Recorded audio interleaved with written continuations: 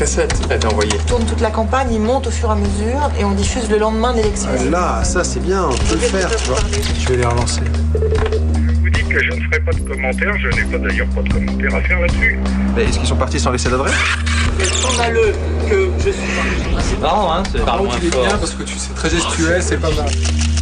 Donc on va réduire un tout petit peu cette séquence et puis ensuite on passe à la partie témoignage. Est-ce que vous accepteriez quand même de me parler de cette période face à une caméra ou Oh non, je n'irai pas jusqu'à ce point quand même. Ils ont plein de trucs comme ça, vraiment. Des témoignages. Il faut que vous soyez sûr du coup pour qu'on puisse y aller, quoi. Après, en termes de la question matérielle... Ouais, c'est une guerre sans image. Tu vois, c'est notre devoir de montrer ce truc-là. Bonsoir et bienvenue dans la rédaction de 90 minutes. Bonsoir. Sarkozy avait déclaré, je le cite, qu'il ne regarderait pas le bateau couler. Il a donc intégré le gouvernement de Villepin. Il prépare en même temps 2007, c'est-à-dire la présidentielle, avec assiduité. Ça tombe bien parce que nous avons réalisé un portrait de Nicolas Sarkozy, un portrait sans concession et sans tutoiement. Je peux vous dire que pendant 15 jours, voire un mois, j'ai pas dormi, hein, ça c'est... Il a vu votre nom sur le papier qu'il a reçu et il dit « Je le vois aux 20h le soir, j'étais très impressionné, j'avais l'État contre moi. » Mon nom est dessus, mais c'est le nom de la société. D'ailleurs, c'est pas Nicolas Sarkozy, c'est Claude Sarkozy. Hein, c'est ça. Et pourtant, il est bien inscrit Arnaud-Claude Nicolas Sarkozy sur les papiers que M. Sileros a reçus.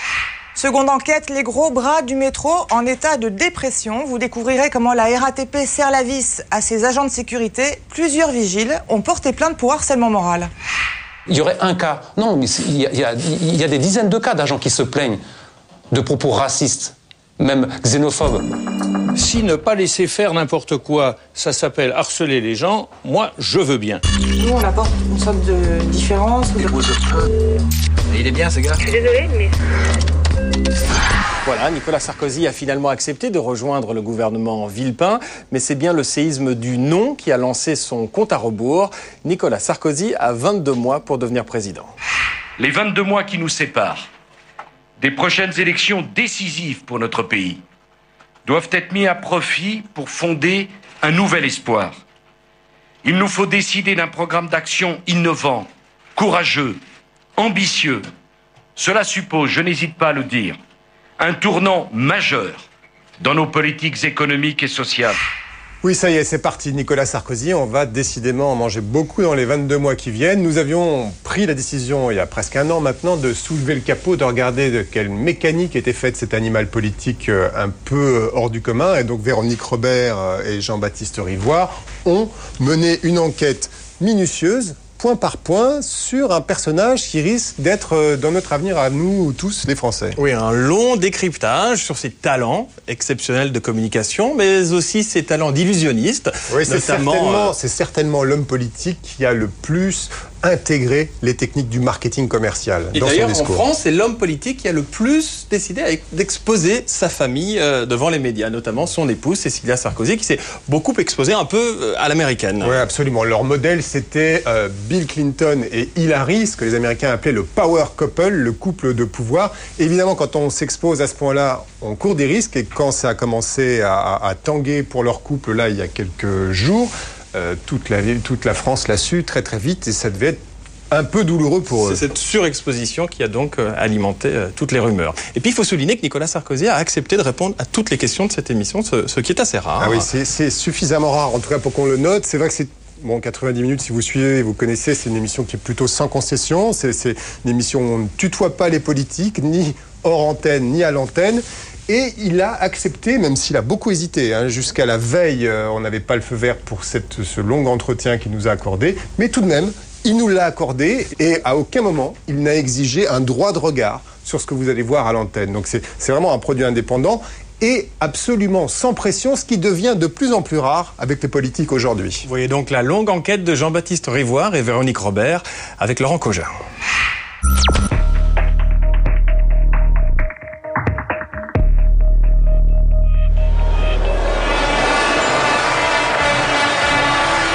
Il y a des jeunes qui sont avec vous. Il y a des jeunes derrière Sarkozy. Parce que les jeunes, ils en veulent. Les jeunes, ils en veulent aujourd'hui. Le non avec Sarkozy. Allez.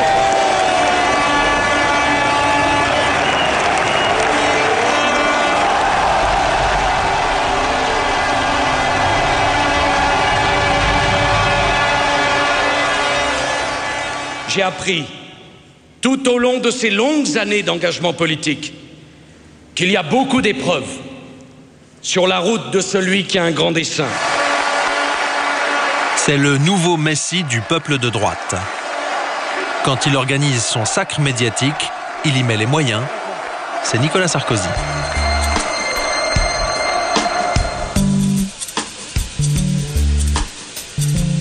Pendant plusieurs mois, nous l'avons accompagné, enquêtant sur les dessous de sa communication et sur le vrai visage de cet homme surmédiatisé. De son histoire familiale à son entrée en politique, du bilan de son action au ministère de l'Intérieur aux raisons pour lesquelles beaucoup de grands médias le soutiennent, enquête sur le système Sarkozy. Sur chacun de ces points, le plus populaire des candidats de droite pour la présidentielle de 2007 répondra à nos questions.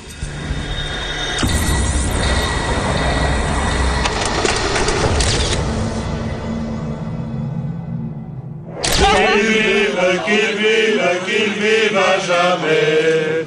Répétons sans cesse, qu'il vive à jamais. Vous avez déjà reçu votre cadeau? Non. Mais est-ce que j'en ai un? Le cadeau, c'était le monde au ultime. Voilà. Et la présence de mes amis. Pour ceux qui n'ont pas encore 50 ans, je vais vous dire un truc, c'est très agréable. Vraiment, dépêchez-vous. Je ne sais pas si vous y arriverez, mais dépêchez-vous parce que c'est formidable. Bon, voilà. Oui, c'est ça, oui. C'est aucune allusion politique.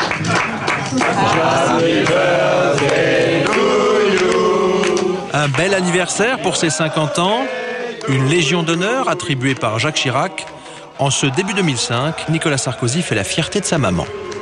C'est Nicolas, on a été avec les garçons à l'Élysée parce que M. Chirac a remis la Légion d'honneur à Nicolas. Au téléphone, une vieille tante qui croit que son petit-neveu s'est encore disputé avec le président. Tu n'as pas à t'inquiéter, c'est merveilleux, c'est une très belle chose. Je vais te rappeler pour te donner tous les détails et te rappeler ce que je t'ai dit, parce qu'en ce moment, j'ai 2 journalistes à la maison, donc je suis occupée. Hein. Au revoir. Album souvenir du petit Nicolas, le deuxième de ses 3 fils. Nicolas était très drôle, très gai, très bon frère, s'entendant bien avec ses frères et s'entendant particulièrement bien avec moi. Un peu coléreux au début, puis après ça s'est estompé. C'est toujours difficile d'être le frère du milieu. Né en 1955 à Paris, Nicolas Sarkozy a pour mère André Mala, la fille d'un médecin juif originaire de Salonique, en Grèce.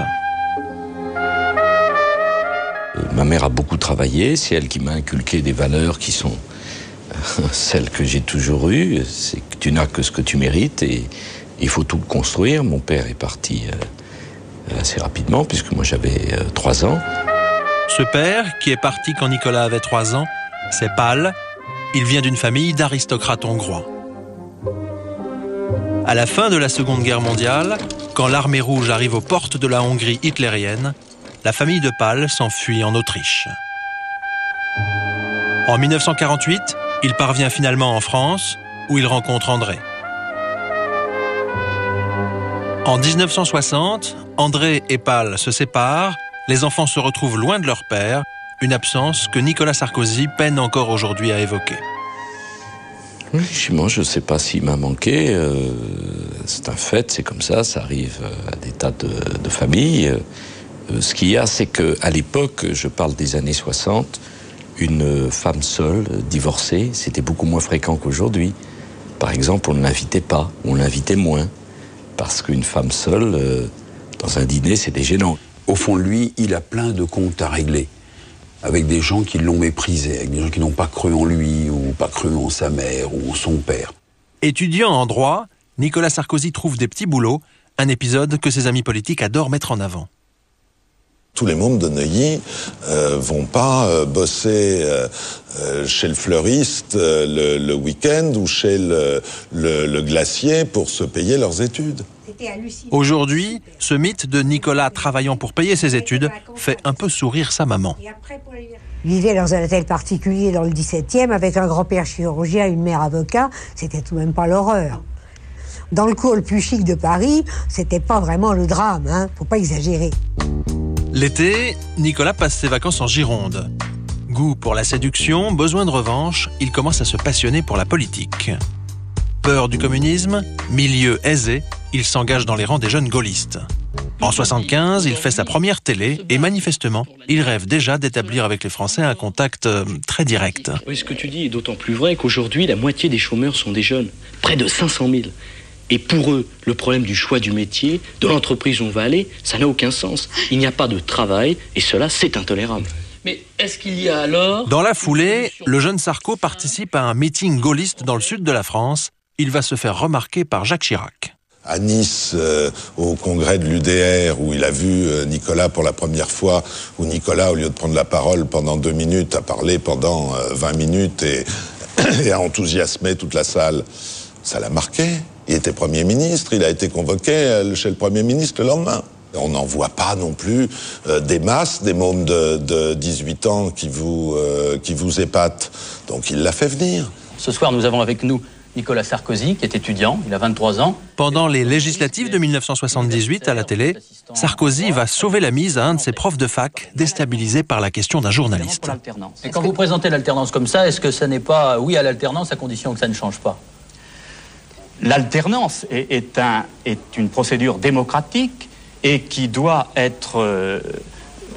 Et on peut être pour l'alternance et expliquer aux Françaises qui votent. Nicolas Sarkozy prend la parole, il ne va plus la lâcher pendant 4 minutes. Son prof ne peut plus en placer une. Ici, ce soir, nous sommes là pour rétablir la vérité.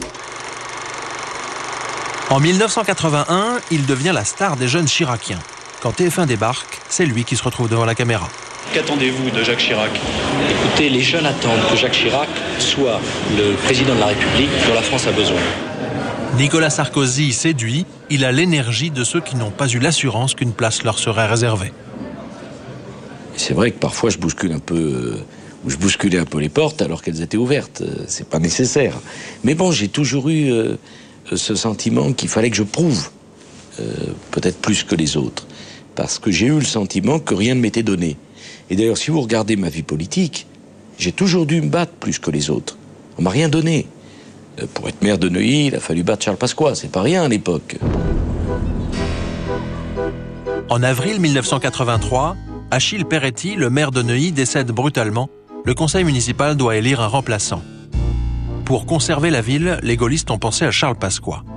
À la manœuvre, Sarko et son copain Balkany.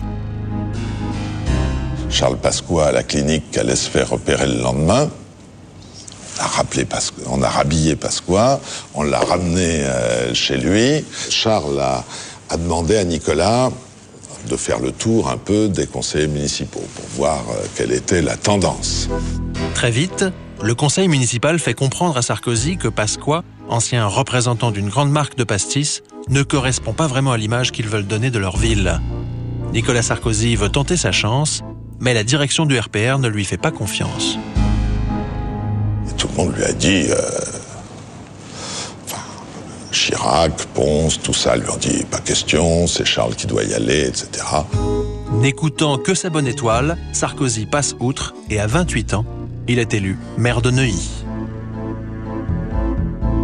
Doublé par un jeune qui pourrait être son fils, Pasqua, on l'imagine, est ravi. Résumé de l'épisode, façon André Santini. Et ils ont été lui dire, faut que vous veniez, on vous attend, tout est prêt. Puis il est arrivé se faire baiser. Ça, il a jamais aimé. Hein. Il en a voulu quelque temps, je crois. Hein. Pour la première fois, Nicolas Sarkozy a tué symboliquement l'un de ses pairs en politique. 10 ans plus tard, devenu ministre du gouvernement Balladur, il va récidiver. Son mentor, Jacques Chirac, dégringolant dans les sondages, il le lâche pour Édouard Balladur, qui, lui, caracole à près de 70% d'opinion favorable. Pendant quelques mois, tout le gratin de la droite croit en Balladur, mais juste avant la présidentielle, Chirac rattrape son retard. À l'époque, Sarkozy préfère continuer à y croire. Le soir du premier tour, il espère encore qu'Édouard Balladur peut gagner, mais sur le plateau de France 2, le patron d'un institut de sondage donne Chirac devant. Nicolas Sarkozy est blême, il va s'en prendre aux sondeurs du service public. Deuxième conclusion. sur une chaîne concurrente de la vôtre, TF1, à 20h.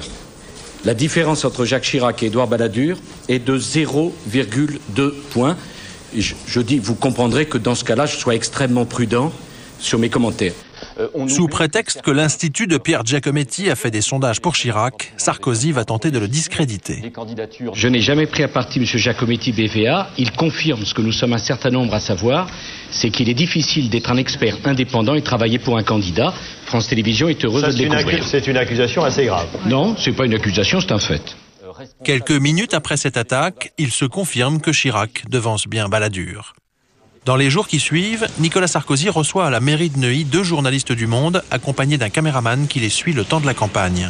Malgré la défaite de Balladur au premier tour, Sarkozy va tenter de faire bonne figure. J'ai trouvé que la défaite a été harmonieuse. Et je pense qu'on est en train de réussir un coup intéressant. Je ne sais pas si on va gagner. Mais on a authentifié, en bluffant à mort, une idée. C'est que le signe tangible de l'union de la majorité, c'est la présence de 3 personnes. Ne crois pas que je suis devenu fou, que je me mets au niveau de Balladur ou pas, mais c'est comme ça. Sarkozy, Léotard, Balladur, Léotard, Sarkozy. Mais 2 jours plus tard, lors d'un grand meeting en région parisienne, Nicolas Sarkozy est hué par les militants.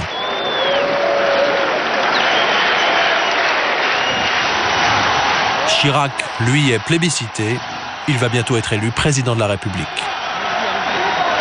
Monsieur Chirac en train de saluer... Pour Nicolas Sarkozy, c'est le début d'une traversée du désert qui va durer 7 ans. Quelques mois plus tard, il recroise le sondeur Pierre Giacometti. Il a dit vraiment, il ne faut pas faire attention à ça, c'est de la politique et c'est évidemment pas des accusations sérieuses.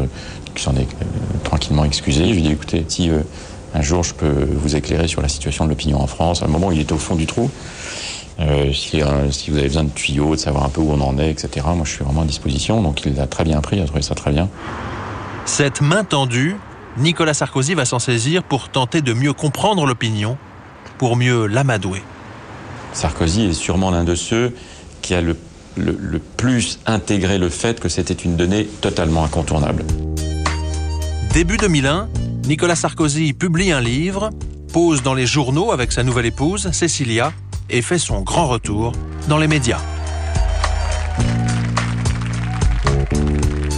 Au printemps 2002, après la réélection de Jacques Chirac, il est nommé au ministère de l'Intérieur, où il débarque avec Cécilia. Il ne va pas tarder à devenir le meilleur atout du gouvernement.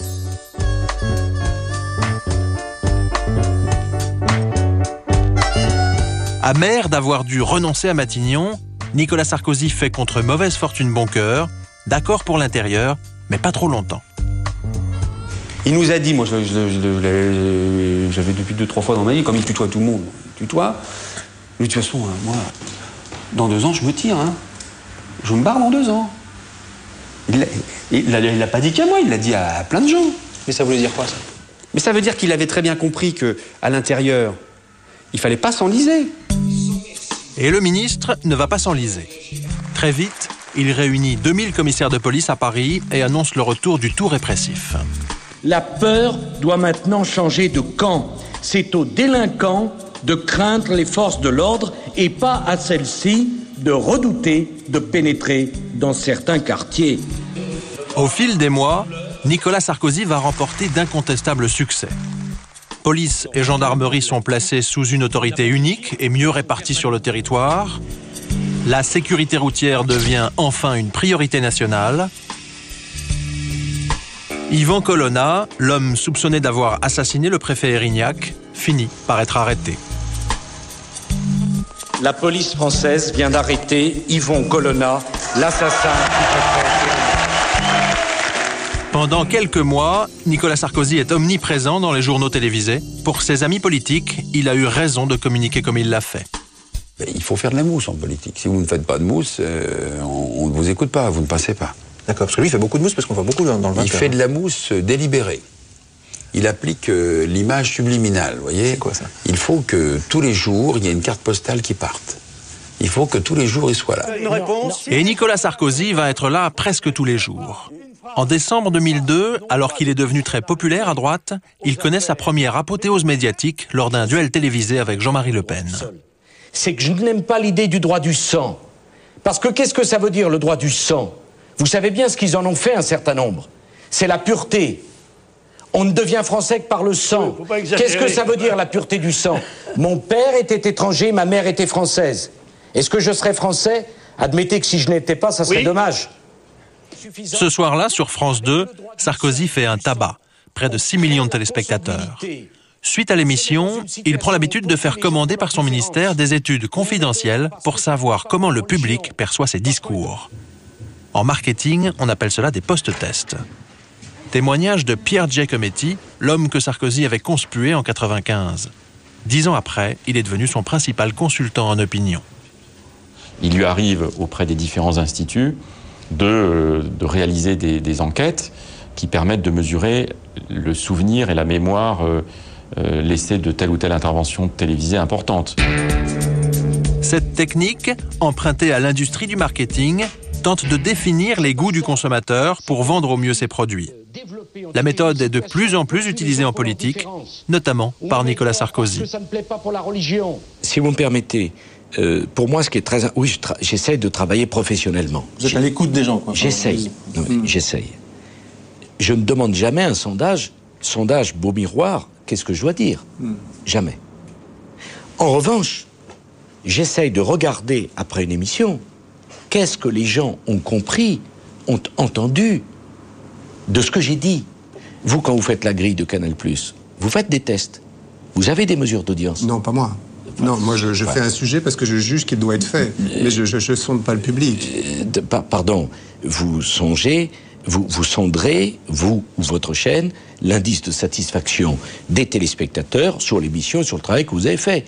D'ailleurs, vous n'êtes pas quelqu'un de nombriliste. Ça vous intéresse de savoir si le reportage que vous avez fait a passionné le téléspectateur ou au contraire, si ça lui est passé au-dessus. Oui, mais vous voyez... Vous voyez ce que je veux dire? Oui, mais c'est un bon exemple parce qu'en télé, souvent l'inverse est fait. C'est-à-dire qu'on identifie d'abord les goûts du public. Mais ça n'a jamais marché. Et ensuite, on lui donne ce qu'on croit qu'il a envie qu'on lui donne. Et bien ça n'a jamais marché. Mais ça, est-ce que vous pensez qu'en politique, c'est juste de faire Jamais. ça? Non. Jamais.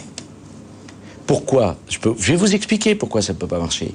Parce que les aspirations des Français sont contradictoires, bien souvent. Il y a deux interventions télévisées qui, de mon point de vue, ont été assez fondatrices dans la construction de la popularité de Sarkozy 2002-2005. C'est les deux émissions de France 2, 100 minutes pour convaincre. Les gens ont l'impression qu'il règle les problèmes de manière assez concrète dans une logique politique qui est assez consumériste. J'ai un problème, Sarkozy le résout. Ou j'ai une inquiétude, Sarkozy apporte une solution. Nicolas Sarkozy donne donc l'impression d'apporter des solutions aux problèmes. Mais les règle-t-il vraiment? Prenons le centre de réfugiés de Sangatte, par exemple. En le faisant raser, le ministre a pris une mesure symbolique, mais il reste toujours des centaines de clandestins dans la région. En annonçant un charter de sans-papiers par semaine en juillet 2003, il a marqué l'opinion, mais ce qu'on sait moins, c'est que cette politique des charters s'est arrêtée au bout de quelques semaines, car paradoxalement, l'administration avait du mal à remplir les avions. Autre exemple, l'insécurité, un thème très présent dans les médias. Privilégiant la répression, le ministre va demander à ses troupes de faire du chiffre. Je vous soutiendrai de toutes mes forces, parce que votre tâche n'a sans doute jamais été aussi difficile. Encouragés par les discours musclés du ministre, certains policiers vont avoir un peu tendance à se croire tout permis. Témoignage d'Omar Baha, un jeune comédien français. Un soir de décembre 2002, il regarde le ministre de l'Intérieur à la télévision. Avec une stratégie. S'il y a une bavure, je vous garantis qu'elle sera sanctionnée avec une très grande sévérité. Quelques jours après cette promesse du ministre, Omar Baha tombe sur des policiers en train de matraquer un homme à terre près de la gare de l'Est, à Paris. Quand il leur parle des engagements de Nicolas Sarkozy à la télé, des policiers lui assènent un violent coup d'extincteur au visage et il se retrouve en garde à vue pendant 48 heures avec le nez cassé. Quand il veut porter plainte, Omar Baha se fait éconduire par l'IGS, la police des polices. Grâce à un avocat, il parvient finalement à saisir la justice. Quand l'affaire sort dans la presse, Nicolas Sarkozy suspend les deux policiers mis en cause. Dans ce contexte tendu, Omar Baha reçoit à son domicile d'inquiétantes menaces téléphoniques.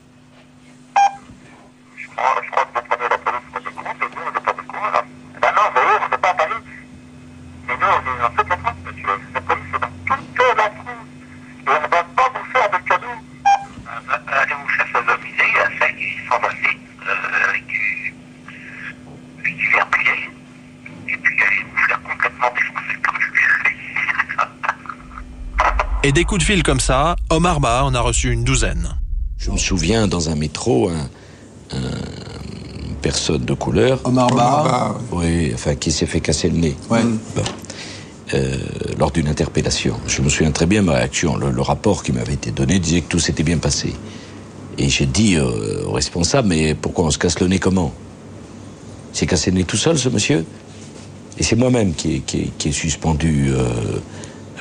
suspendu, parce que moi, en tant que ministre, j'y étais pas, mais suspendu, en attendant qu'il y ait une preuve qui soit apportée. J'avais été choqué de cette affaire. Il y en avait une autre. On l'a vu, Omar Bah, en fait, si vous voulez, oui. dernièrement. Donc, si vous voulez, lui, il est choqué parce qu'il dit, moi, justice m'a toujours pas été rendue, les policiers ont toujours pas été jugés. Vous les avez suspendus, mais réintégrés au bout de 2 mois. Il est suspendu. Qu'est-ce que je peux faire? Je ne suis pas ministre de la Justice et je ne l'étais pas. Et la justice, elle est dans la main des juges. On peut quand même pas dire, franchement, qu'en France, il n'y a pas de justice. Mais dans cette affaire, le ministre de l'Intérieur n'a pas toujours été très clair. Interpellé quelques mois après la bavure par Philippe Douste-Blazy, alors patron de l'UMP, il lui affirme dans une lettre qu'Omar Bah est poursuivi par la police pour incitation à l'émeute. En réalité, cette infraction n'existe pas en droit français. Du coup, la justice a dû annuler toute la procédure 3 mois auparavant, ce que le ministère de l'Intérieur ne pouvait ignorer. Autre déni de l'affaire Bah, en novembre 2003, à la télévision. J'ajoute que depuis 19 mois, il n'y a pas eu une seule bavure. Aucune bavure. Aucune bavure. Mais je suis doublement frappé, humilié, quand j'entends le ministre de l'Intérieur de l'époque dire ça. Pourtant, il la connaît, mon histoire. Au printemps 2005, l'affaire d'Omar Bah n'avait toujours pas été jugée. Sous Nicolas Sarkozy, les plaintes pour bavure policière ont augmenté de plus de 40% en 2 ans.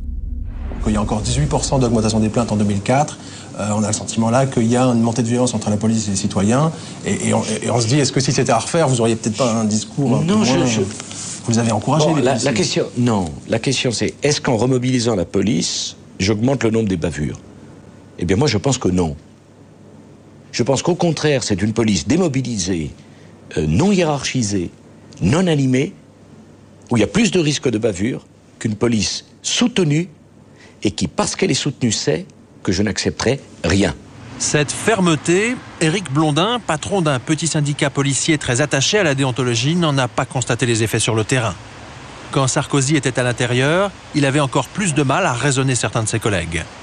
Un jour, un gradé l'a même agressé physiquement pour avoir osé évoquer les bavures dans la presse et personne ne l'a sanctionné. Après 23 ans de service, il estime que l'IGS, la police des polices, n'est pas en mesure de faire son travail. Le problème, c'est l'opacité, c'est-à-dire qu'ils sont aux ordres du ministre de l'Intérieur, ils enquêtent sur des policiers qui sont aux ordres du ministre de l'Intérieur, tout le monde, c'est en vase clos, c'est obligatoirement, même humainement parlant, on ne peut pas laisser ces gens... on ne peut pas laisser un père juger son fils. Mais le combat déterminant de Nicolas Sarkozy, ce fut la baisse des statistiques de la délinquance. Dès les premières semaines, il met une grosse pression sur les forces de l'ordre. Il faut multiplier les arrestations et que cela se voit. À force d'exiger de bonnes statistiques, le ministre finit par les obtenir. Depuis, il triomphe dans les médias. Elle a reculé, la délinquance, en 2002, en 2003 et en 2004. Alors peut-être que j'y suis pour rien. Mais alors, dans ce cas-là, il faut toucher ma bosse dans le dos.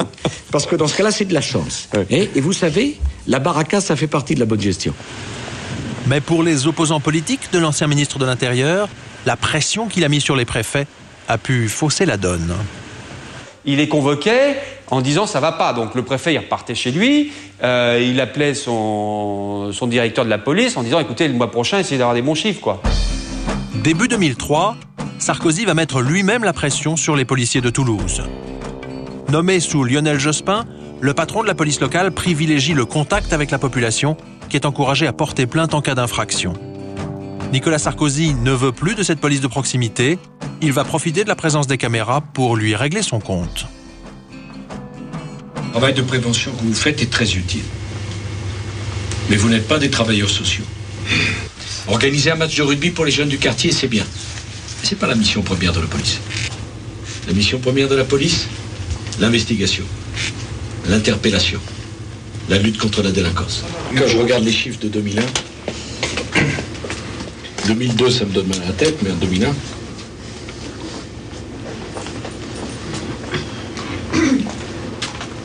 Vous tensez ce monsieur devant des caméras.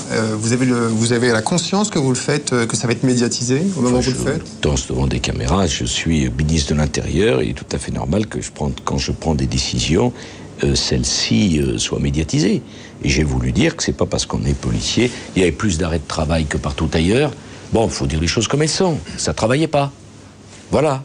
Et moi, ma conception de ministre, c'est de faire travailler les gens. Et moi, ma question, c'est est-ce que vous avez, en toute conscience, fait ça devant les caméras pour envoyer un message? Non, c'est pas... Si derrière votre question, il y a... Est-ce qu'il y a une opération de communication? Oui, parce que le message est passé. Je vous réponds non. Parce que je vais vous dire une chose. Je suis comme je suis. Je ne suis pas quelqu'un qui dissimule. Pour le prédécesseur de Nicolas Sarkozy à l'intérieur, celui-ci était surtout conscient qu'en encourageant les habitants à porter plainte en cas d'infraction, la police de proximité avait tendance à plomber les statistiques. Il n'aime pas parce qu'il considérait que c'était un frein à obtenir des bons résultats officiels.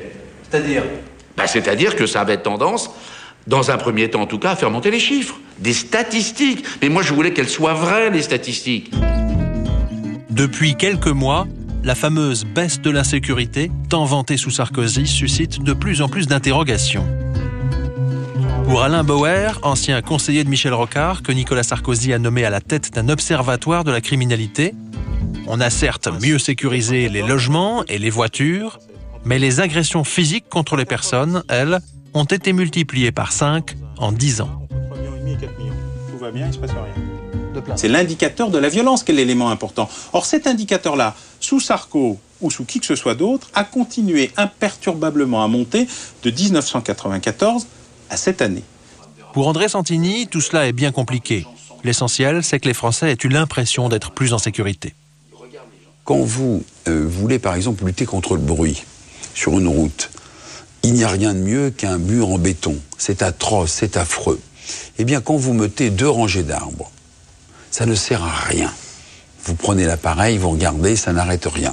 Mais les gens ont l'impression que ça calme beaucoup les nuisances phoniques.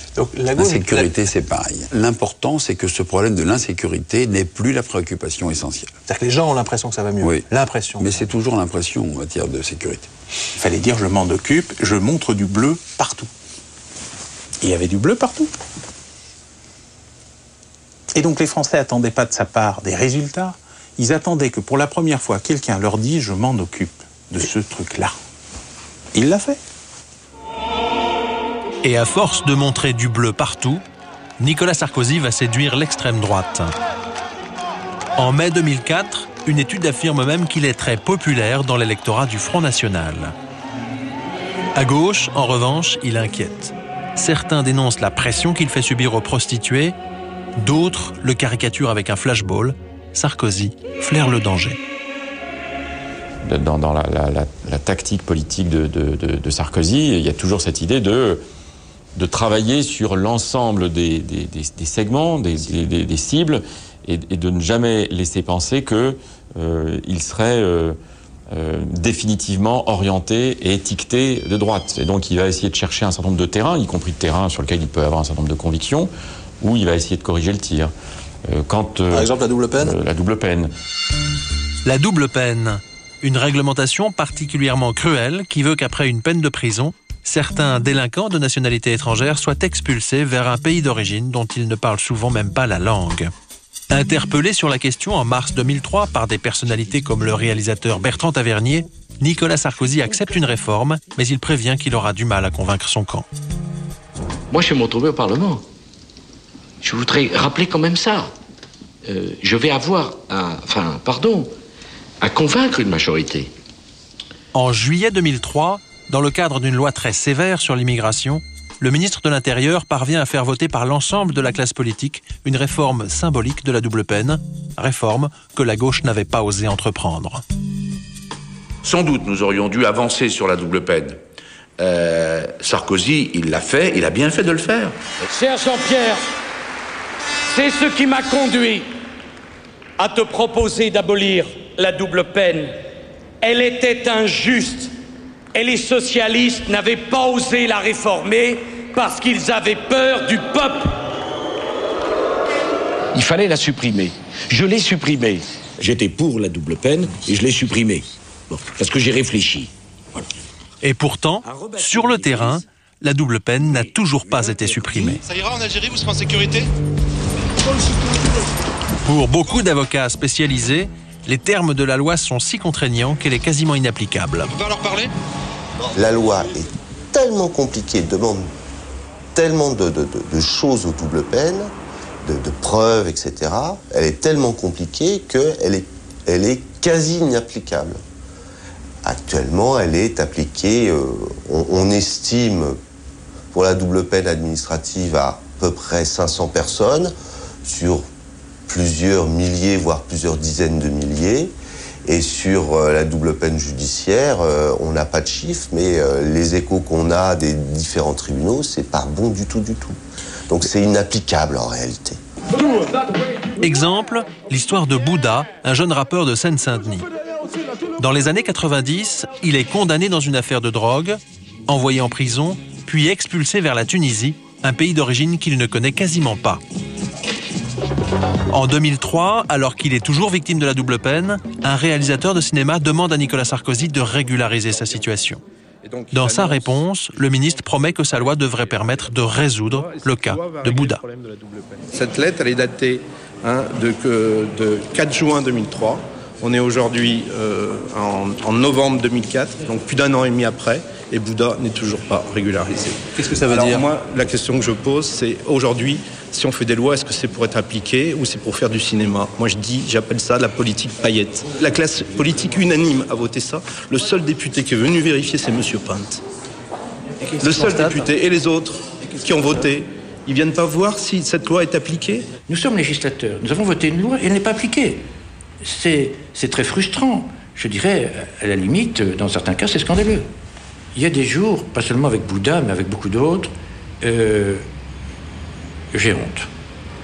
Vous vous souvenez de Bouddha? Un jeune, Jean-Pierre Thorne, réalisateur, avait fait un film sur lui, il était en difficulté, etc. Vous aviez envoyé une lettre il y a 2 ans en disant « Ma loi permettra peut-être de régler votre cas ». Bon, je crois que son cas n'est toujours pas réglé. Bon, vous voulez que j'intervienne? Non, on nous dit sur les 40 000 personnes concernées, mais vous arrêtez à mort que je ne sois plus ministre de l'Intérieur. Bah, on nous dit 40 000 personnes concernées, 500 cas réglés. Écoutez... C'est Villepin qui n'a pas le service après-vente? Non, ça serait trop facile. Mais écoutez, je ne suis plus ministre de l'Intérieur. Les conditions posées dans la loi étaient tellement restrictives qu'en fait, ça règle peu de cas. C'est pas vrai. D'ailleurs, si ma loi n'était pas si bonne, pourquoi aurait-elle été votée à l'unanimité? Communistes compris, franchement.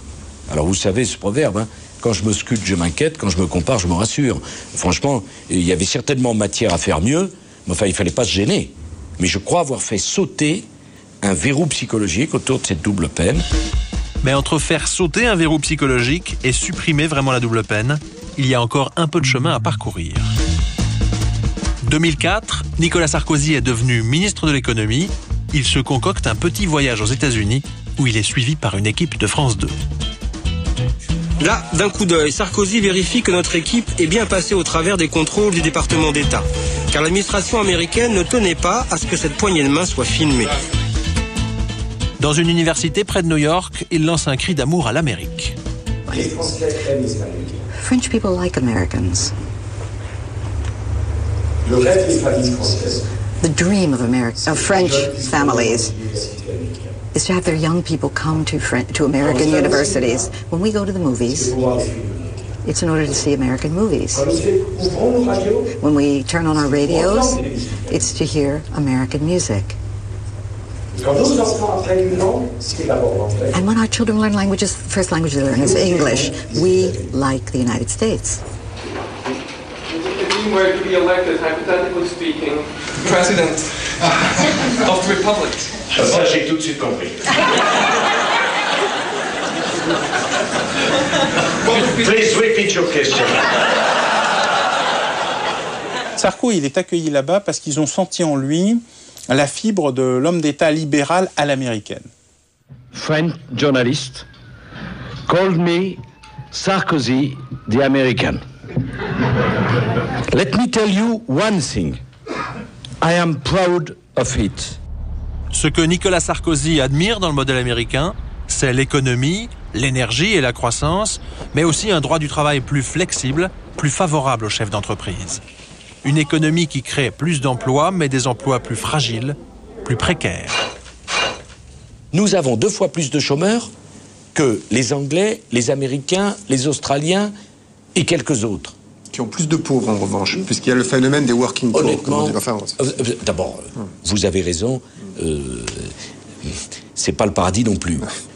En matière de pauvres, on n'a aucune leçon à donner aux autres. Moi, j'aimerais bien qu'on arrête de dire le modèle social français. Le modèle social français, hélas, il est en panne lorsqu'on voit qu'il y a 1 200 000 érémistes, dont la moitié sont au RMI depuis plus de 2 ans, plus de 3 ans. Il n'y a vraiment pas de quoi donner des leçons aux autres. Vous avez organisé très récemment une convention sociale de l'UMP dans les locaux de l'Assemblée nationale. Et alors, le ministre du Travail, Gérard Larcher, a dit que le code du travail en France était salafiste. Il aurait été beaucoup applaudi. Alors, salafiste, on rappelle que c'est quand même l'islam le plus radical, le plus totalitaire. Est-ce que vous avez applaudi? Ça vous a fait rire? Non. J'ai même été étonné. Mais bon, Gérard Larcher, c'est quelqu'un de bien, qui a parlé comme ça, c'est un propos de discours. Il a voulu dire une chose que je partage, c'est que c'est insupportable dans la société politique française, cette incapacité à parler tranquillement d'un certain nombre de problèmes. Je prends l'exemple du droit du travail. Bon. Prononcer le mot, c'est comme l'immigration il y a 10 ans, et vous êtes déjà sans cœur. Mais qu'est-ce qui se passe? Mais pourquoi on n'a pas le droit d'en parler? Disons les choses comme elles sont. Jamais le droit du travail n'a été aussi protecteur du droit des salariés. Et jamais les salariés ne se sont sentis dans un tel état de précarité. Peut-être qu'on doit en parler. De l'Amérique, Sarkozy apprécie aussi la liberté religieuse. Il va s'en inspirer. Conscient que l'islam représente la 2e religion de France, il aide les musulmans à se doter d'une instance représentative. Porte-parole d'un courant fondamentaliste assez critiqué, Fouad Alaoui rend volontiers hommage à son ami Nicolas. Moi, je considère qu'il est extraordinaire. C'est-à-dire, comment il vous parle? De dire que je suis convaincu que l'islam a toute sa place dans la République. Ça rejoint pleinement ce que je pense. C'est-à-dire la religion, elle est importante pour les sociétés. Mettre la religion à côté, à un état de clandestinité, parce que la société elle est laïque, je pense que non. La société peut très bien rester laïque, tout en tirant profit de cette richesse que peuvent apporter les religions. Pour ce militant antiraciste, Sarkozy a surtout compris qu'en 2007, le vote musulman aura du poids. Très bien. Pour être clair, il y a un vivier, un matelas électoral que représente cette population. Et aujourd'hui, de tenir ce discours vis-à-vis de cette population, c'est un chèque en blanc. Cette population, vous l'estimez? Il est très difficile d'avoir un chiffre très précis, mais je pense que entre 6 et 8 millions, on ne serait pas loin de la réalité. Et ce nombre, ce sont aussi des gens qui votent. Et aujourd'hui, ce potentiel, ce matelas, il va pouvoir défaire des maires, des députés et même un prince. Et derrière l'islam, Nicolas Sarkozy n'aurait-il pas aussi tendu la main à la scientologie? Qu'est-ce que vous faites là-haut, hein? Le 30 août 2004, souvenez-vous, il reçoit Tom Cruise en grande pompe à Bercy.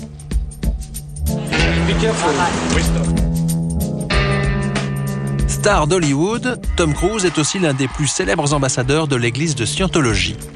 Religion aux États-Unis, ce mouvement, basé sur un concept douteux, la dianétique, est considéré en France comme une secte.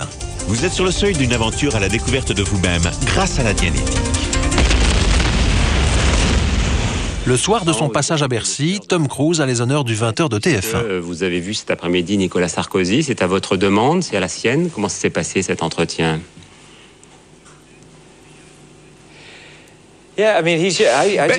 Disons que moi je trouve que c'est quelqu'un de formidable. J'ai rencontré son épouse également, leur fille.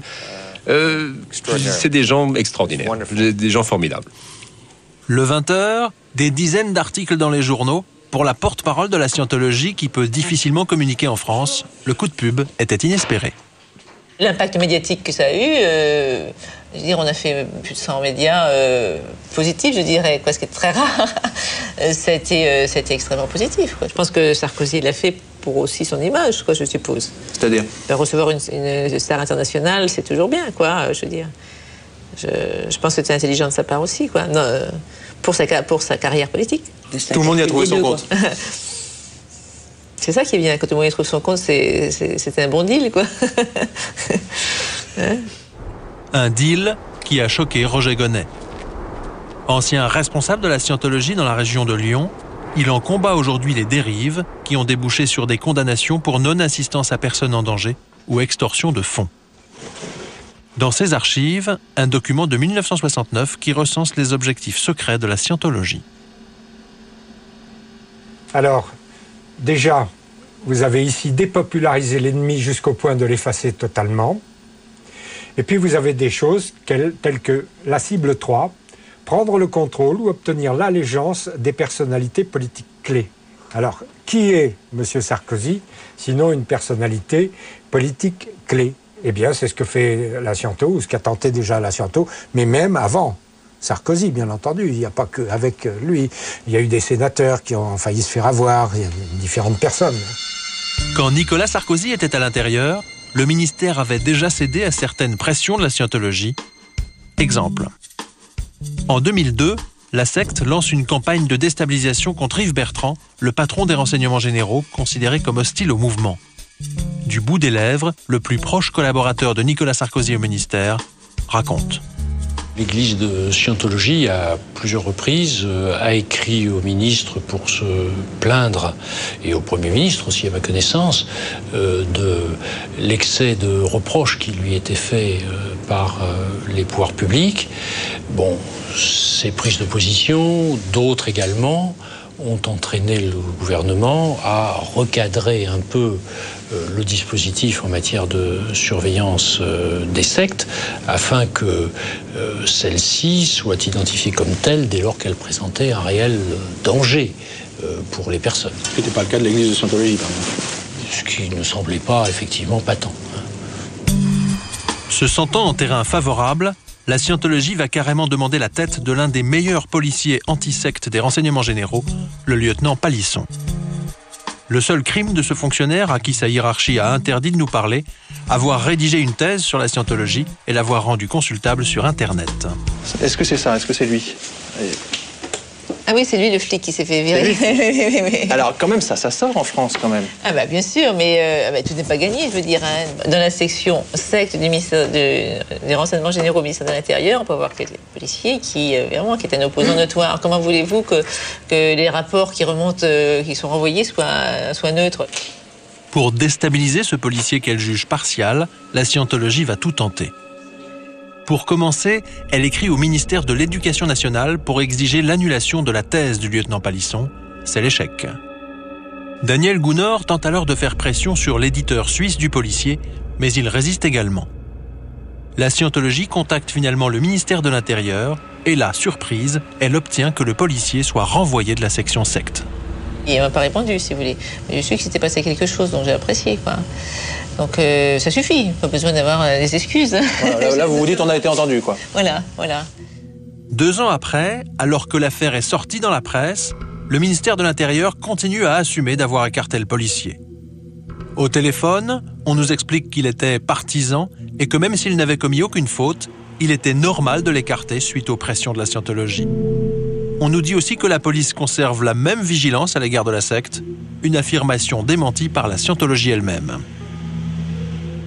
Vous auriez dit le mot scientologie dans n'importe quel ministère avant, c'était tout de suite, la porte était fermée, quoi. Alors que maintenant, il y a des contacts, il y a une écoute, on a l'impression d'exister comme des citoyens à part entière, ou presque. Vous êtes pour libéraliser le statut de la scientologie, par exemple, de la sortir de la liste des sectes et en faire... J'arrive pas à me faire une idée très précise. Parce que vous avez envoyé une lettre à Daniel Gounod, je crois, pour dire, écoutez, c'est plus notre priorité, on va arrêter de... Enfin, écoutez, ma priorité, c'était les violeurs, les voyous, les braqueurs, les terroristes. Ils ont le droit de vivre, l'église de Scientologie. Non, je connais pas assez pour ça, mais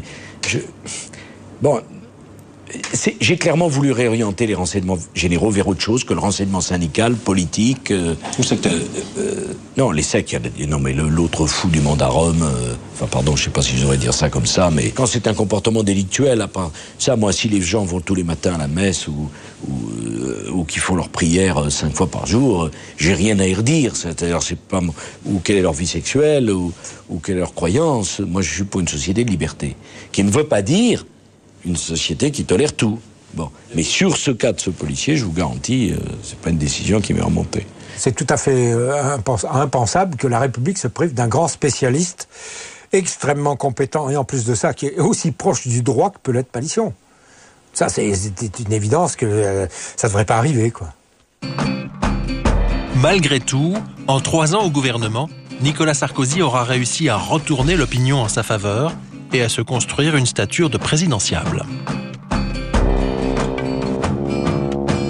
C'est notamment dû à son extraordinaire talent de communicant, un talent qui était apparu au grand jour en mai 1993 avec l'affaire de la maternelle de Neuilly. Cette année-là, un certain Éric Schmitt prend en otage une trentaine d'enfants à Neuilly. Muni d'explosifs, il menace de faire sauter la classe. Ministre du budget et maire de la commune, Nicolas Sarkozy se précipite sur place, participe aux négociations et sauve héroïquement des enfants. Décryptage sarcastique du procureur de la République qui était présent sur place. Alors qu'il y a là des policiers pour prendre les enfants, les emmener, etc. Il se fait donner un enfant.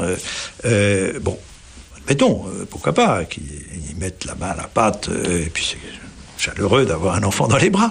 Mais il a le réflexe, qui montre l'animal politique, de faire venir, il n'y avait pas de journaliste, c'était une zone évidemment protégée, il n'y avait pas de journaliste, mais de faire venir le seul homme de communication qu'il y avait dans les lieux, c'était le pompier chargé de la communication du régiment de sapeurs-pompiers qui était là, qui avait, lui, une caméra. Nicolas Sarkozy se met en scène et va tenter d'embobiner le preneur d'otages.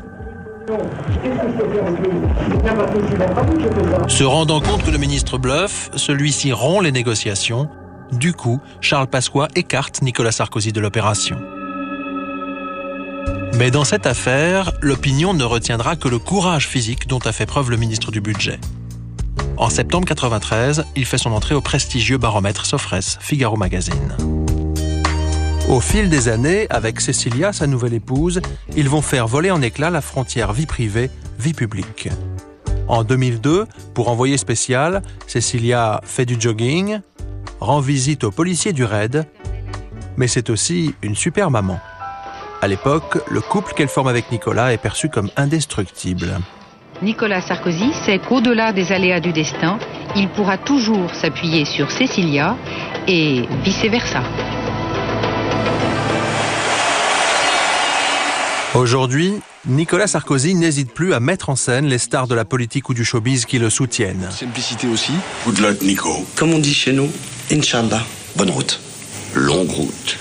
Bonne chance, mon papa. Bref, Sarkozy et sa famille en ont longtemps fait un peu beaucoup. En 2002, le ministre de l'Intérieur se met en scène dans Paris Match et la photo rappelle un souvenir. Celui de John Kennedy, photographié avec son fils dans son bureau de la Maison-Blanche en 1963. Autre habitude de Nicolas Sarkozy, instaurer des rapports d'amitié avec les journalistes qui le suivent ou les chroniqueurs télé qui comptent. Officiellement, bien sûr, chacun reste à sa place. Ouais, c'est très compliqué, les rapports entre les journalistes politiques et les hommes politiques. Il y a des rapports de confiance qui doivent s'installer, mais je ne crois pas au copinage. Et pourtant, quel talent pour séduire les journalistes.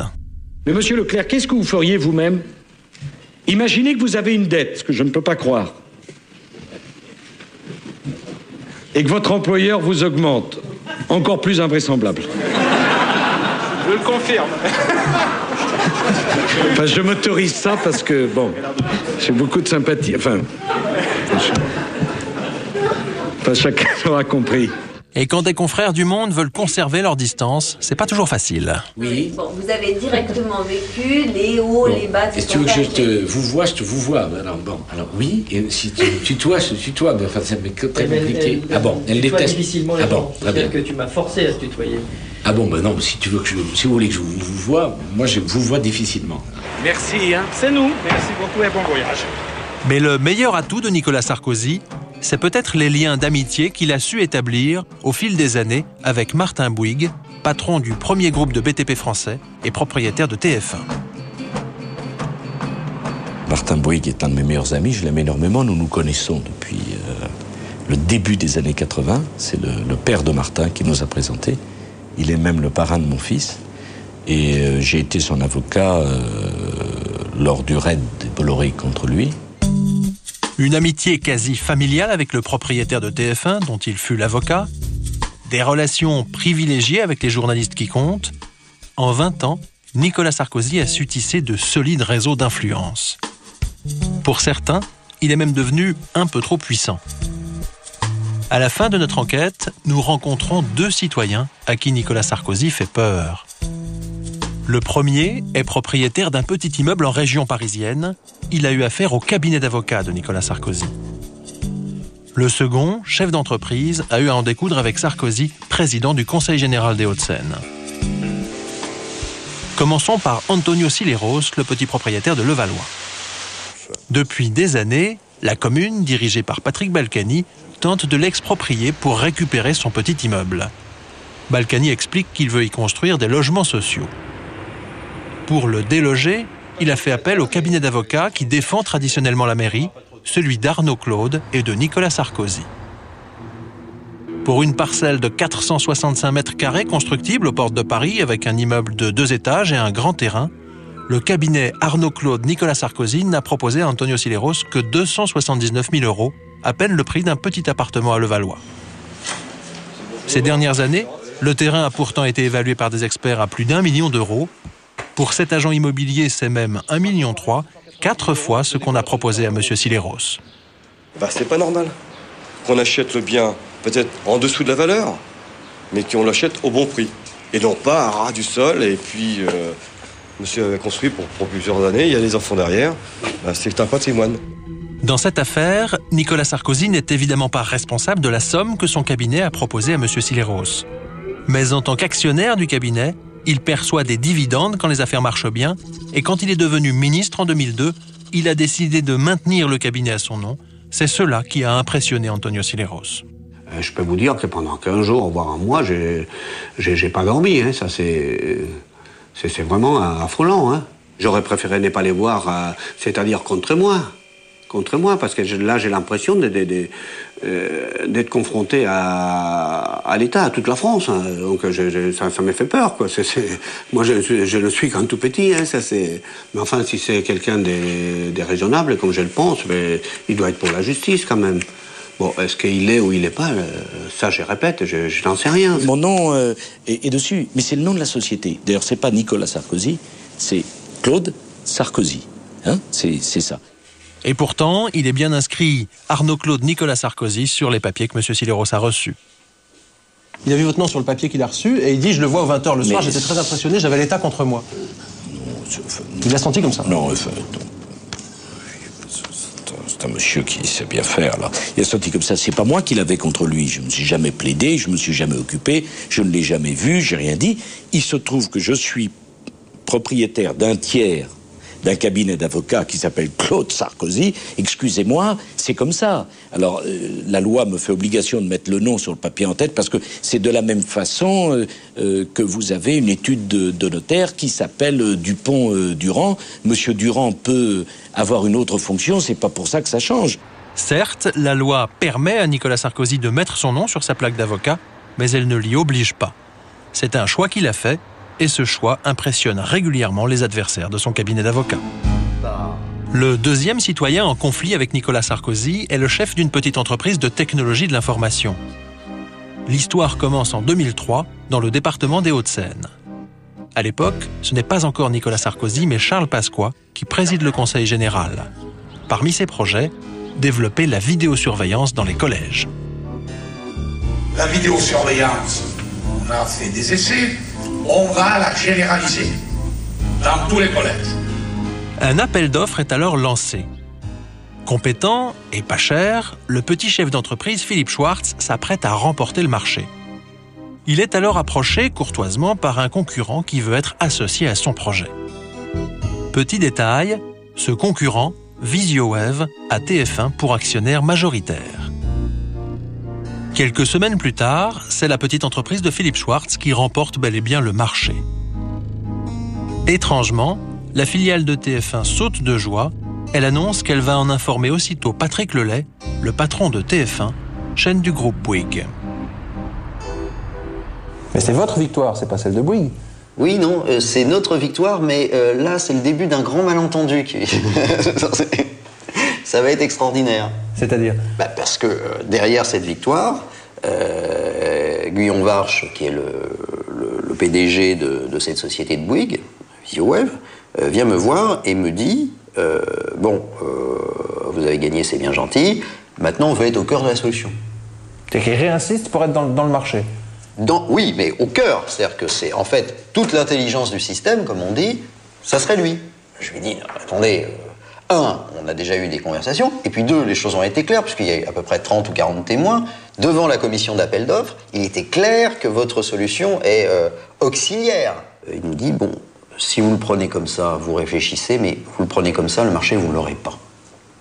Et même si vous l'avez, de toute façon, il sautera. À l'époque associé à Philippe Schwartz, cet homme a été témoin de la réunion. Aujourd'hui, il travaille dans une nouvelle société, mais il confirme les pressions exercées à l'époque par la filiale de TF1. Monsieur Guillaume Warche, donc lui, disait vous êtes trop petit pour avoir ce marché, c'est un marché pour nous qu'il faut nous céder.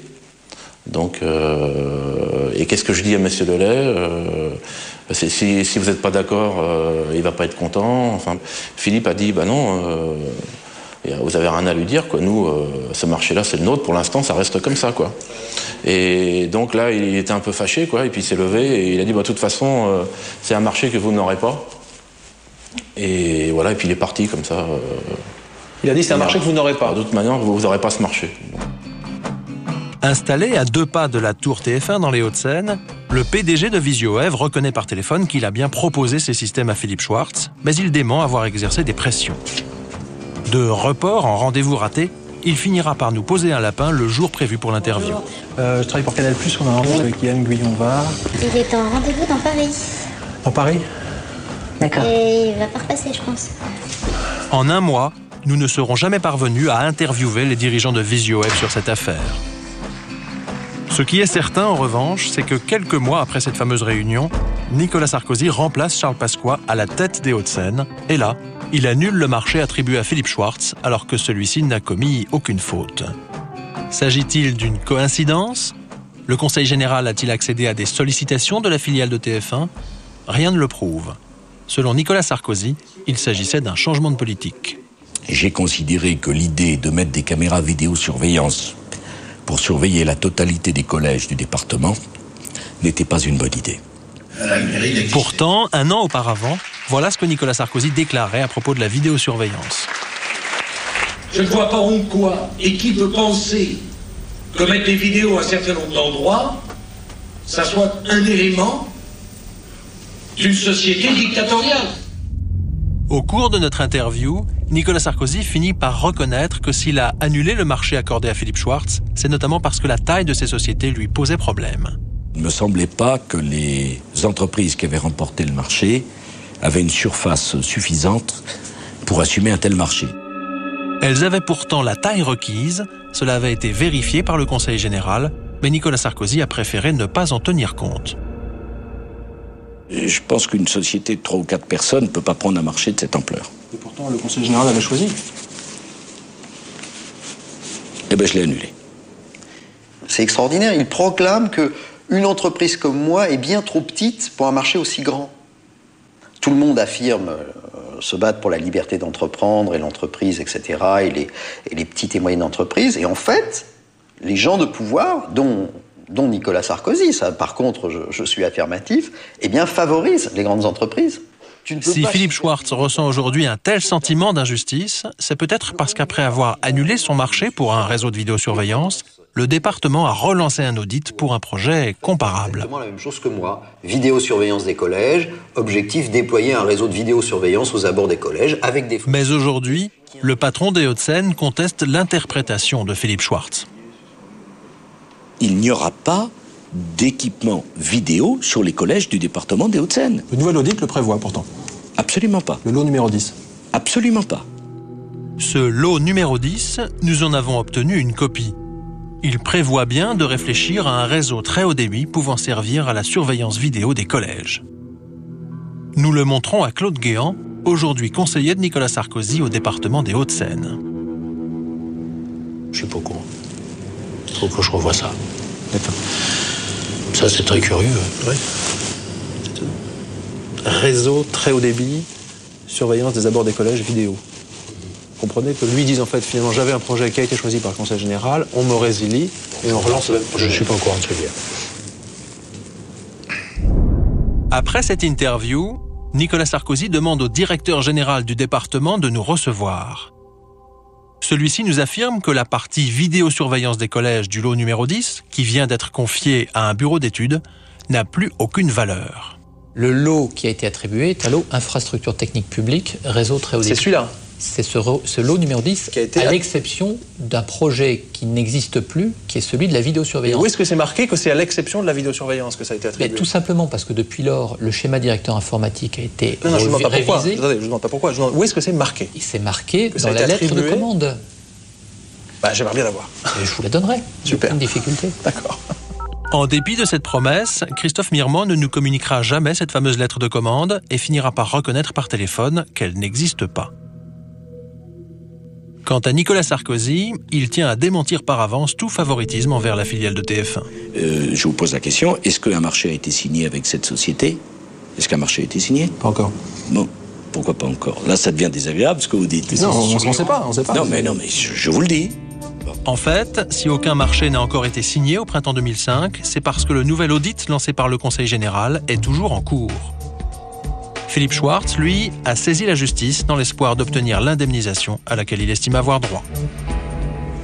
Bon, on est terminé. Merci. Je vous garantis que vous m'apprenez cette filiale de TF1.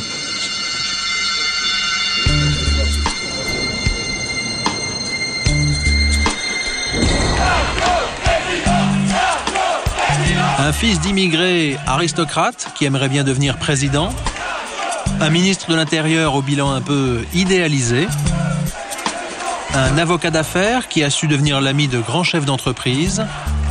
Nul doute que d'ici à 2007, Nicolas Sarkozy mobilisera tous ses soutiens pour accéder à l'Élysée. Mais les Français se laisseront-ils convaincre par ses talents de communication? À suivre.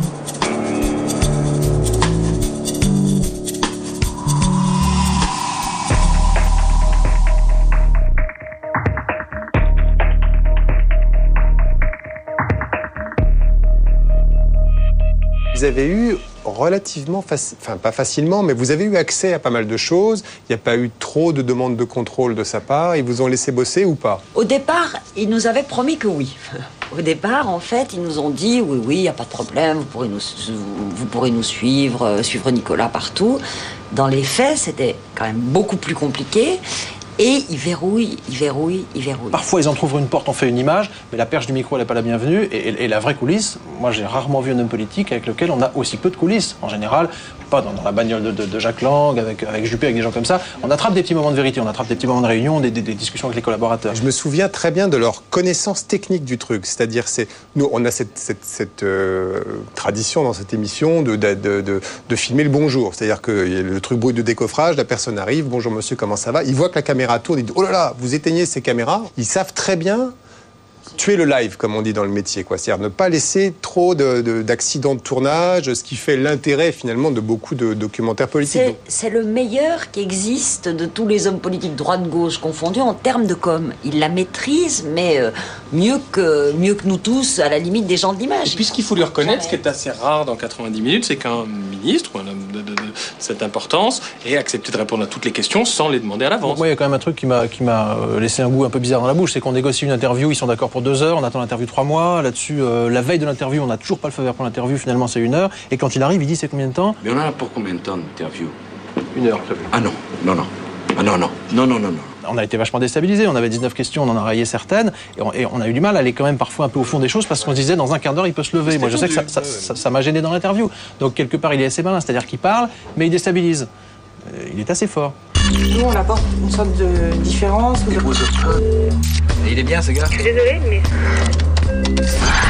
Seconde enquête de cette émission, un document inédit sur la sécurité dans le métro parisien. Si vous avez déjà pris le métro, vous les avez sûrement rencontrés. Ce sont des hommes en treillis bleus. C'est un service d'élite du métro parisien. Il faut reconnaître on les appelle les ninjas du métro. Les ninjas du métro. Il faut reconnaître que l'insécurité a baissé dans le métro. C'est un service efficace. Oui, c'est des gens qui sont souvent champions de boxe, de karaté, de divers arts martiaux. Et ce que Emmanuel Charlot et Thierry Vincent ont découvert au cours de leur enquête, c'est qu'en fait, ces hommes qui sont pourtant vraiment des gens qui n'ont a priori pas froid aux yeux, certains sont brisés parce qu'ils ont été harcelés dans le cadre de leur travail. C'est tout à fait étonnant de voir ces gens qui sont plutôt des gros bras cassés en deux, quoi. Vous allez voir, oui, ils sont aujourd'hui sous antidépresseurs, car certains ont fait un peu de syndicalisme, d'autres ont dénoncé des actes de racisme assez graves au sein du métro, et ils se sont retrouvés brisés par leur hiérarchie, et ils attaquent la RATP pour harcèlement moral. Voilà, c'est sécurité dans le métro, la descente aux enfers. C'est une enquête qu'ont menée Emmanuel Charlot et Thierry Vincent.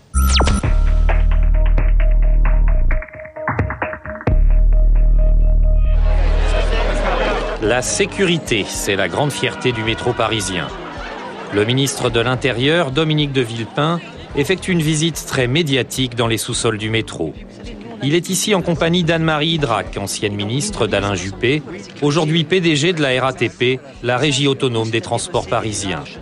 Il y a aussi Alain Kerr, responsable du département sécurité. De passagers, dans les wagons qui parfois sont vides. En matière de lutte contre l'insécurité, les succès bien réels sont mis en avant par la RATP. Ainsi, les agressions contre les conducteurs ont diminué de 40% en 4 ans. Le ministre s'en félicite. Très bien, vous voyez, la sécurité garantie dans le métro. Votre ami peut en témoigner. Voilà, et on s'en occupe, activement.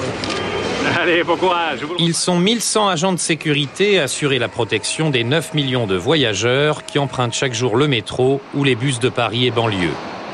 Ils font partie d'un service d'élite, le GPSR, groupe de protection et de sécurisation des réseaux. La RATP nous a autorisés à suivre l'une de ces équipes pendant quelques heures.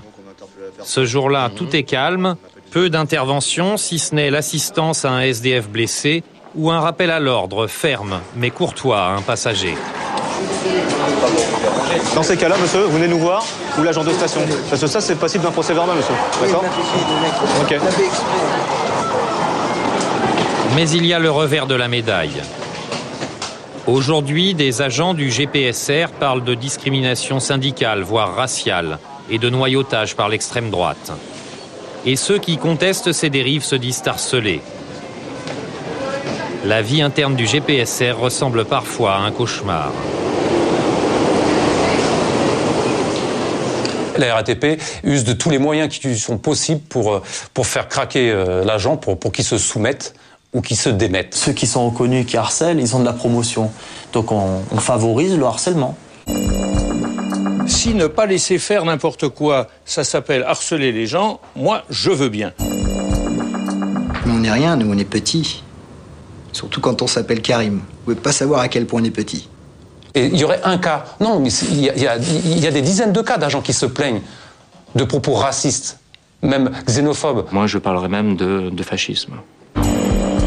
Racisme, harcèlement, discrimination, ces dénonciations de certains agents relèvent-elles du fantasme, de la manipulation ou de l'exagération ?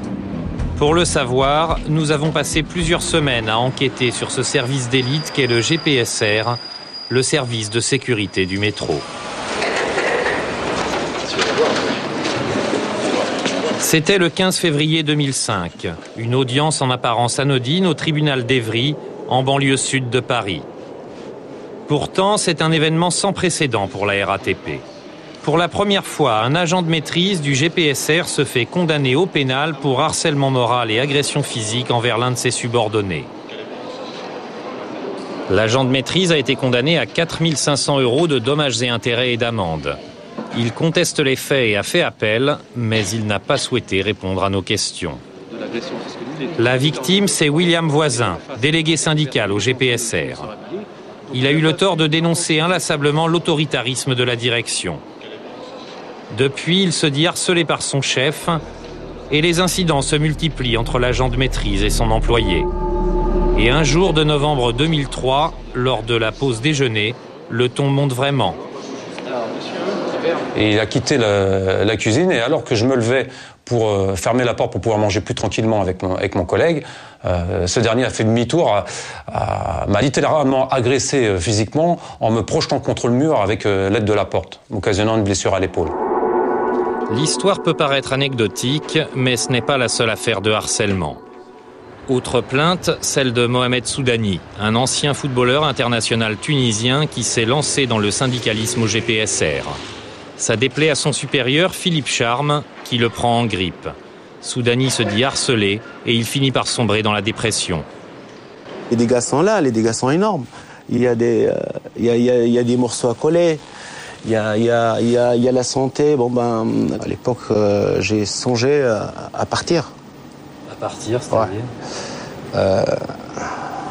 partir. Pour dire clairement les choses. Ah bah oui. Et surprise, Philippe Charme, le harceleur présumé de Mohamed Soudani, nous le retrouvons quelques semaines plus tard au tribunal d'Evry. Il est à nouveau poursuivi pour harcèlement par un autre employé du GPSR qui a souhaité rester anonyme. Un agent qui s'était insurgé contre des bavures commises à l'encontre de voyageurs. Depuis, il affirme que son chef, Philippe Charme, lui mène une vie impossible. Nous avons voulu en savoir plus. Bonjour, monsieur Charme. Bonjour. Bonjour. On aimerait savoir ce qui s'est passé puisque vous êtes accusé de harcèlement par un salarié. On voudrait savoir ce qui s'est passé, à savoir votre version. J'ai rien à vous dire. Vous n'avez rien à vous dire. Non, j'ai rien à vous dire. Vous êtes mal renseigné. La RATP a été condamnée pour harcèlement moral dans l'affaire Soudani. Les faits vous sont imputés, monsieur. Non, monsieur. Non. Mais je parle de l'affaire Soudani. C'est bien vous qui étiez mis en cause dans cette affaire. L'affaire Soudani, oui, une affaire de travail, tout à fait. Oui. Une affaire de harcèlement. Quand on traite quelqu'un d'homosexuel parce qu'il se fait teindre les cheveux en blond, par exemple. Pardon ? Quand on traite quelqu'un d'homosexuel parce qu'il se teint les cheveux en blond, qu'en pensez-vous ? C'est honteux. Je revenais des vacances et j'avais une teinture. De toute façon, c'est ma vie privée. Et là, c'est M. Charme, il me convoque. Et puis, il me dit textuellement, moi, personnellement, quand je vois une tête comme ça, pour moi, c'est une tête de PD. Cette affaire n'a pas été devant le tribunal, monsieur. Si, c'était la RATP en tant que personne morale, mais non, je crois pas. Non, c'était des faits qui vous sont imputés. Philippe Charme semble avoir la mémoire courte, car en février 2002, la RATP a bien été condamnée au prud'homme pour les faits de harcèlement qu'il a commis à l'encontre de Mohamed Soudani. Vous êtes mal renseigné. Nous montrons les images du tribunal d'Evry à la victime. Les faits vous sont imputés, monsieur. Non, monsieur. Je parle de l'affaire Soudani. C'est bien vous qui étiez mis en cause dans cette affaire. L'affaire Soudani, Comment vous réagissez quand vous voyez ça ? Ah bah, c'est honteux, quoi. C'est honteux. Et il se rappelle de rien. Il se rappelle pas d'un jugement. Il se rappelle pas d'un harcèlement. Donc, ça me rend triste. Pendant des mois, Soudani a subi de multiples vexations. Accusations de retard, refus de lui adresser la parole, dénigrement systématique de son travail, il se retrouve mis à l'écart. Ces petites brimades, prises une par une, paraissent anodines, mais leur accumulation finit par les rendre obsédantes. Et la vie privée en prend un coup. On devient agressif. On joue moins avec les enfants. On aide moins sa compagne ou sa femme. On devient... Moi, je me rappelle à l'époque, c'était... je voyais sa tête tous les jours. Chez moi, ouais. Il ne me lâchait pas, c'était là, quoi. C'était ça. Et je me posais des questions pour savoir ce que j'ai fait de mal, quoi. En famille, le comportement de Mohamed Soudani change. Il devient colérique et sa compagne finit par le quitter. À la justice, elle fournit un témoignage très clair. Le harcèlement au travail est selon elle responsable de la dégradation de leur vie de famille. Nos enfants restent traumatisés par ces mois d'une vie devenue, suite à un acharnement de sa hiérarchie professionnelle, abominable et angoissante. Après cette rupture, Mohamed Soudani a sombré dans une profonde dépression. Aujourd'hui, il a remonté la pente, mais sa rancune est intacte. Pardonner ? Ah non, je mets jamais. Jamais. Est-ce que vous pouvez pardonner à quelqu'un qui vous a volé votre santé ? Est-ce que vous pouvez pardonner à quelqu'un qui vous a détruit votre famille ? La RATP a été condamnée dans cette affaire. Mohamed Soudani, qui a tout perdu, a reçu en tout et pour tout 1 500 € à titre de réparation. Philippe Charme a quant à lui été promu cadre, malgré cette condamnation. Nous sommes allés au siège de la RATP pour évoquer cette affaire avec le chef du département sécurité, Alain Kerr. Visiblement, il n'aime pas trop que l'on évoque ce cas particulier. Monsieur Charme ne plaisait pas à certains agents qui ont essayé de faire courir des bruits sur son compte. Ce qu'il y a de sûr aussi, monsieur Kerr, c'est que la RATP a été condamnée 2 fois pour harcèlement suite aux agissements de monsieur Charme. Mais écoutez, d'abord, je n'admets pas que vous disiez ici le nom d'une personne. Vous n'êtes absolument pas autorisé à donner son nom. Et vous mettez le secret de l'instruction de l'affaire en péril. Non, vous prenez cette responsabilité. Là a été jugé. Je vous mets en garde. A été jugé 2 fois en appel. Ouais. Non, mais là, vous êtes en train de faire un amalgame. Hein. La personne que vous avez indiquée, que vous avez citée, dont je vous conseille de ne pas citer le nom, est une personne de grande qualité qui fait parfaitement son travail, hein, et qui a peut-être eu parfois des écarts de langage, et je crois que c'est pour ça qu'elle a été condamnée. Ça peut arriver à tout le monde. Mohamed Soudani se remet de sa dépression, mais certains cas sont encore plus dramatiques. Karim Abdelhak est un ancien de l'équipe de France de judo. Il est resté 10 ans comme moniteur de sport au GPSR. Il en est aujourd'hui traumatisé. L'humiliation, ouais, c'est 10 ans d'humiliation. Car au GPSR, Karim Abdelhak a le tort d'être un syndicaliste très combatif. Il devient rapidement la tête de turc de ses chefs, et pour le coincer, on lui mène une vie impossible. On vous donne 4 missions différentes, à 4 endroits d'Île-de-France différents. Si vous arrivez une fois en retard, vous mangez. C'est ce qui m'est arrivé. J'ai cumulé 3 sanctions, 22 minutes de retard sur les 3 sanctions. Karim Abdelhak est sanctionné, mais ça ne suffit pas. Ses supérieurs cherchent d'autres fautes. On demande alors à certains cadres de le charger. À Jean-Jacques Hamel, par exemple. Il était l'un des responsables de l'unité formation, l'un des chefs de Karim Abdelhak. Il m'avait chargé d'une mission sur les 22 moniteurs, il fallait en évincer 3.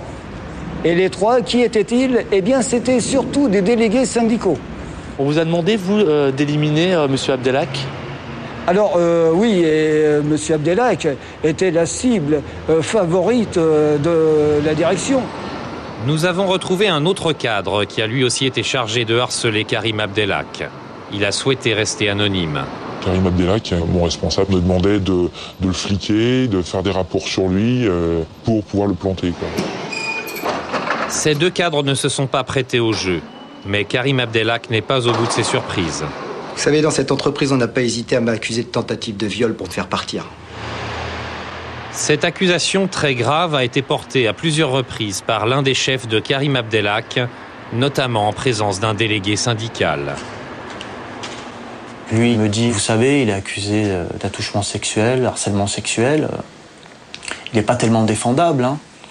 J'ai dit, attendez, il a été condamné, M. Abdelhak. Comment vous pouvez insinuer ce genre de choses? Est-ce qu'il y a une plainte de déposer? Il dit non, mais je sais pas. Je dis, alors, attention, monsieur, parce que si vous continuez dans cette voie, c'est de la diffamation. En fait, aucune plainte n'a jamais été déposée. Le viol et le harcèlement sexuel sont complètement bidons. Il s'agit d'un simple échange de mots doux entre Karim Abdelhak et une jeune intérimaire. Comme celui-ci, par exemple. Bien dormi, princesse? Et toi? Très bien, j'ai pensé à toi. Un ancien dirigeant de la RATP reconnaît aujourd'hui que cette affaire a été montée de toutes pièces. Il n'y avait aucun harcèlement sexuel de sa part. Il y avait un petit jeu entre 2 personnes adultes. Ça n'avait rien à voir avec du harcèlement sexuel. Alors bon, il y a des gens qui sont servis de ces faits-là, malheureusement. Mais la calomnie se propage et la vie de Karim Abdelhak s'effondre. Ma famille détruite. Mon père a fait 2 malaises cardiaques suite à cette affaire. Je peux pas leur pardonner. Je peux pas. Vous savez, j'ai bientôt 40 ans. Quand je suis seul, je pleure. Je pleure sur ma vie. Dépressif, Abdelhak est réformé par la médecine du travail. Il n'a plus le droit de pratiquer son métier. Il vit aujourd'hui avec une pension de moins de 500 € par mois. Je suis désolé, je parlais d'un cas individuel encore, vous me pardonnerez, mais je ne vais pas citer son nom. Il ne m'intéresse pas, les cas individuels. Hein. Ah, vous avez tort, parce que c'est des cas humains qui parfois sont assez dramatiques. Oui, mais j'ai autant de cas. Et il a été réformé pour inaptitude. Il vit actuellement avec 400 € par mois. Est-ce que ça, humainement, ça vous touche? Attendez, la réforme, elle est médicale, je suis désolé. C'est pas moi qui ai décidé de le réformer. Non, c'est pas vous, mais je vous demande si humainement, vous trouvez pas que c'est... Mais vous savez, il y a des gens qui ne supportent pas, surtout chez les gros bras champions, anciens champions du monde de ceci ou champions d'Europe de ça, c'est très difficile pour eux d'admettre que quand on est professionnellement, on rentre dans le rang, qu'on n'est plus la vedette. Des caprices de star, un peu. Oui. Mais il n'y a pas que l'activité syndicale qui cause des problèmes aux agents de sécurité du métro. La dénonciation du racisme n'est apparemment pas très bien vue non plus par la direction. Christophe Prouvé en a fait les frais. En 1997, cet agent du GPSR se retrouve dans une équipe avec un collègue qui ne cache pas ses opinions politiques d'extrême droite. C'était des propos du type les bougnoules, les négros, les combinaisons de plongée, les pneus brûlés, pour parler des gens de couleur. Il venait d'effectuer son service en civil, mais avec une boucle de ceinture du Ku Klux Klan. Ah. Elle était comment précisément, la boucle de ceinture? Alors, type de boucle américaine, donc assez grosse, avec l'homme revêtu du chapeau blanc pointu, de la cagoule blanche pointue, et de l'autre côté, on voyait la croix catholique qui brûlait, donc c'était quand même assez explicite. Mais pour le chef du département sécurité, ce genre de petits détails relève de l'anecdote. Ça me fait sourire, si vous permettez ça, parce que n'importe qui peut se retrouver avec une boucle. Alors quant au fait qu'un agent, puisse appartenir à un parti politique, nous sommes heureusement un État libre. C'est autre chose. Le Ku Klux Klan, c'est un mouvement qui serait interdit en France. C'est un mouvement qui est pro de la haine raciale. Vous connaissez, moi je connais pas la boucle. Je serais pas reconnaître une boucle sur laquelle il y aurait l'insigne du Ku Klux Klan. Si, quand vous avez la croix qui brûle, le type avec la cagoule, c'est connu. Je sais pas ce qu'il y avait sur cette boucle. Puis il y avait ça. Bon, moi je trouve ça un peu puéril. Ça n'a pas l'air de vous choquer que quelqu'un ait une boucle de ceinture du Ku Klux Klan. C'est ça qui m'étonne. Non, ce qui me choque, c'est qu'on ait reconnu cette boucle du Ku Klux Klan. Vous voyez, c'est ça. Je pense qu'on était vraiment branchés pour chercher quelque chose. Voilà. Moi, je suis persuadé que l'agent qui la portait ne la portait pas parce que c'était la boucle avec, paraît-il, l'insigne du Ku Klux Klan. C'est un truc qui lui avait semblé marrant, il l'a porté, puis c'est tout. Nous avons contacté l'agent en question. A-t-il porté, en toute connaissance de cause, une ceinture à l'effigie du Ku Klux Klan? Sa réponse est alambiquée. Si un jour je dois répondre d'une accusation ou d'une autre, c'est à ma hiérarchie. Mais non, j'ai jamais eu ni en répondre en interne, ni en externe. Donc, Mais vous avez porté un... Non, je n'ai pas porté ce genre d'élément, je ne peux pas me permettre. Mais je n'ai pas été accusé officiellement. Écoutez, moi je m'en tiens à ça. Vous n'avez jamais mis de ceinturon à l'effigie du Ku Klux Klan? Je vais vous laisser, monsieur. Mais voilà, c'est tout. Vous me dites oui ou non. Je vais vous laisser, donc je vais pas m'étendre plus sur le sujet. Donc je vais être obligé donc de faire un rapport à la hiérarchie. Voilà. Merci. Voilà. Au revoir. Apparemment, cet agent possède bien une ceinture à l'effigie du Ku Klux Klan. C'est ce que déclare une femme, une amie qui l'a aidé à déménager. Elle a produit ce témoignage en justice. J'ai pu m'apercevoir qu'il possédait une boucle de ceinture du Ku Klux Klan et quelques ouvrages sur le nazisme. Christophe Prouvé avise sa hiérarchie des faits de racisme. Pour toute récompense, il récolte une véritable collection d'avertissements. Retard, refus d'obéissance, tout est bon. Ils ont créé des fautes. Ils ont organisé des fautes, des petites choses. Et puis on y va crescendo. Ça permet d'une de déstabiliser et deux, ça permet de rebondir d'une sanction à une autre pour arriver dans des degrés de gravité un peu plus importants pour, en fin de compte, amener à de la mise à pied ou viser de la révocation. Harcelé, Christophe Prouvé ne craque pas. Alors la direction tente autre chose, le faire passer pour un fou. Il est convoqué à une visite psychiatrique. Voici ce qu'écrit son chef au médecin qui doit l'examiner. Il est à nouveau en crise. Cet agent est adepte du harcèlement moral. Faire passer les harcelés pour des harceleurs, c'est visiblement une politique délibérée au sein du GPSR. Est-ce que vous ne pensez pas que ça serait bien de mettre en place des actions de sensibilisation sur le harcèlement moral, de sensibiliser vos équipes? Mais je vous l'ai dit, moi en ce moment, ce à quoi je réfléchis, c'est comment je pourrais trouver le joint pour montrer que c'est l'encadrement qui est en ce moment l'objet d'un harcèlement moral de la part d'un certain groupe de gens. Je le prends comme ça, car moi j'ai parfois le sentiment, ça va peut-être vous faire sourire, que le harcèlement en ce moment il est un peu dans l'autre sens. Mais dans le cas de Christophe Prouvé, la direction échoue dans sa tentative de le faire passer pour un fou et un harceleur. Voici ce qu'écrit le psychiatre qui l'a examiné. Je ne vois aucun élément pathologique dans sa personnalité, et en particulier aucune rigidité mentale anormale. Christophe Prouvé porte alors plainte devant les prud'hommes. Le harcèlement moral est reconnu et la RATP condamnée. Mais sa carrière est bloquée. À l'inverse, l'admirateur du Ku Klux Klan a lui été promu. Monsieur en question, il a été mis en cause dans cette histoire. Monsieur Prouvé a obtenu gain de cause dans la justice. Monsieur, il est promu, c'est ça qui étonne. Mais écoutez, moi je regrette, je ne suis pas étonné, parce qu'il y aurait des lits d'opinion, il faudrait justement que je m'oppose à la promotion de quelqu'un qui donne parfaitement satisfaction dans son boulot, qui fait preuve d'initiative et de qualité professionnelle, au prétexte qu'un agent lui a fait, moi je dirais, un procès peut-être pas très bon, parce qu'il portait une ceinture. Après enquête, nous nous apercevons que l'adepte du Ku Klux Klan fait par ailleurs de la politique. Il a été candidat sur une liste du Front National aux élections municipales en 1995. Et il n'est pas le seul. Un autre agent du GPSR, Jean-Pascal Doche, devenu aujourd'hui un cadre important, a été tête de liste Front National aux législatives en 1989. Des relents de racisme planent sur le GPSR. Ainsi, cette histoire du tonfa que racontent de nombreux employés. Le tonfa, c'est cette matraque impressionnante dont sont équipés les agents que l'on voit ici à l'entraînement sur une cassette interne de la RATP. Un jour, un agent se retrouve avec un tonfa un peu particulier. Il y a eu un tonfa avec des croix gammées, des croix du GUD, des inscriptions racistes. C'était vraiment très visible. Et ce tonfa-là, il avait été remis en service à un agent à prise de service.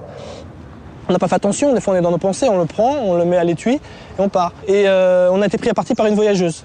La personne l'a mal prise parce qu'apparemment elle était d'origine juive et elle l'a très mal prise. Et l'agent a présenté toutes ses excuses auprès de la voyageuse et puis voilà. L'agent signale les faits à sa hiérarchie. La RATP réagit en envoyant cette note de service sans ambiguïté. La direction y parle de provocation intolérable. Pour moi, je regrette, mais c'est un tout petit incident qui a été immédiatement réglé dès qu'on l'a su. Mais la direction n'a jamais lancé d'enquête sur cette affaire. On ne saura donc jamais.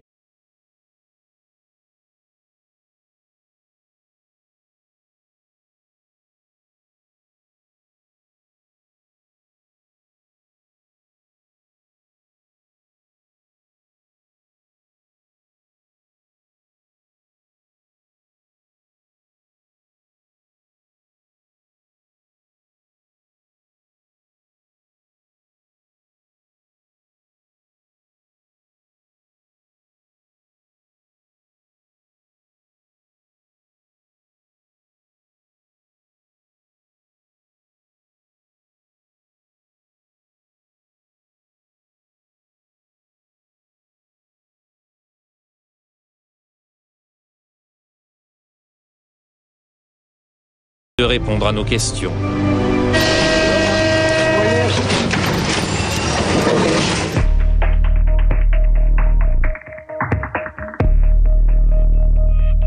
Depuis qu'on a mis en boîte le reportage que vous venez de voir, on a appris que certains des hommes qui avaient eu le courage de nous parler ont déjà subi des remontrances de leur hiérarchie. Alors on sera attentif évidemment dans le futur pour voir si la liberté de parole existe bien au sein de cette entreprise et si les gens n'ont pas à subir de trop fortes conséquences du fait qu'ils se soient engagés à parler à la télévision. Le mois prochain, c'est la dernière émission de 90 minutes pour cette saison. Et comme vous le savez, si vous êtes des fidèles de cette émission, nous avons une édition spéciale droit de suite. C'est-à-dire que nous revenons sur les enquêtes que nous avons traitées cette année ou même les années précédentes et nous développons celles qui ont le plus évolué. Vous savez que c'est une tradition dans cette émission de ne pas lâcher les affaires qu'elle traite. On se retrouve donc, c'est le 20 juin, en deuxième partie de soirée.